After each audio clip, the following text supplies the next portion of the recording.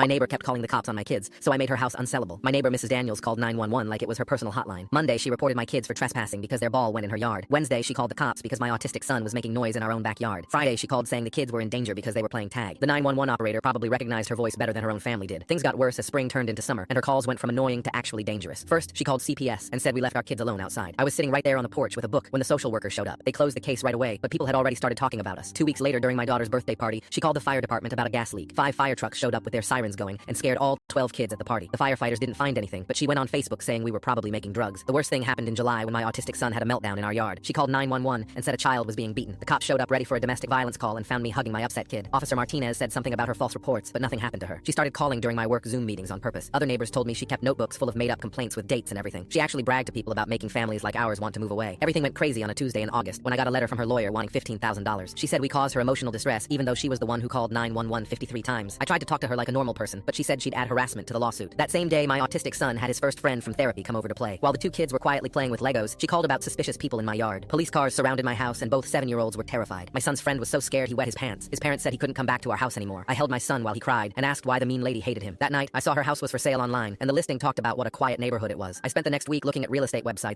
and realized she really needed to sell fast. She'd hired a fancy realtor and paid for staging, which meant she wanted top dollar. Her listing kept talking about how quiet and family-friendly the street was. I figured out her house sale was her weak spot since she needed us gone to sell it. Every time someone came to look at her house was a chance to show them the normal kid noise she complained about. I made a group chat and found out she'd been doing this to 5 other families with kids. We looked up the noise laws and found out we could make normal sounds until 10 at night. Kids playing outside during the day was totally legal and protected. I figured out when her showings were and got the other families to coordinate legal activities. Her first open house started at 9 on Saturday, and I started mowing at 7. My kids played basketball while the Johnsons worked on their motorcycle, and the Garcias practiced violin. Mrs. Daniels texted everyone begging us to stop, but 3 buyers left without even going inside. The next week, I scheduled my son's occupational therapy in the backyard during her afternoon showings. We put up a new basketball hoop right at the property line and had games going all the time. When she had 5 families coming for a Thursday evening showing, we threw a barbecue. 12 kids were playing freeze tag while parents hung out and talked. Her texts got more and more desperate as her showings failed. First, she wrote, "Please stop, then I'll drop the lawsuit. Then I'm begging you." We just kept playing basketball and living our normal lives. Sunday came with her biggest showing yet, and she completely lost it. She screamed at my autistic son for laughing while he drew with chalk. The people looking at her house saw the whole thing and asked the realtor about problems with neighbors. I told them calmly that she'd called the police on kids 53 times just this year. Memorial Day weekend, we had a support group picnic for special needs families with 15 kids playing. Mrs. Daniels called 911 about a riot, but the dispatcher wouldn't send anyone. Officer Martinez came by on his own time just to tell her she needed mental help. Her realtor fired her that week and said the house couldn't be sold. Her house finally sold 6 months later for $70,000 less to a foster family with 6 special needs kids. The police put her address on a do not respond list. Her lawyer dropped the lawsuit. She ended up stuck living next to exactly what she hated most, with no one willing to listen to her complaints anymore.